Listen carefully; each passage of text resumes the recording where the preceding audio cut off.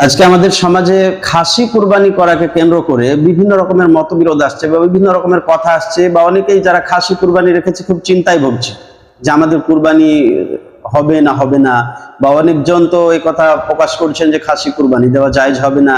এই বিষয়টা কতটা শরীয়ত সম্পূর্ণ বা কতটা সঠিক এটা আমরা জানতে চাইছি, বা ক্লিয়ার ভাবে আমরা বুঝতে চাইছি যে খাসি কুরবানি কি রাসূল সাল্লাল্লাহু আলাইহি ওয়াসাল্লাম মানা করেছেন, না রাসূল সাল্লাল্লাহু আলাইহি ওয়াসাল্লাম খাসি কুরবানিকে সম্মতি দিয়েছেন। এই বিষয়টা আমরা জানতে চাইছি। তো আমি বলবো, হযরতে জাবের রাদিয়াল্লাহু তাআলা আনহু বর্ণনা করেছেন যে প্রিয় নবী সাল্লাল্লাহু আলাইহি ওয়াসাল্লাম কুরবানির দিন তিনি সাদা ও কালো শিংওয়ালা খাসি করা বকরি তিনি কুরবানি করেছেন।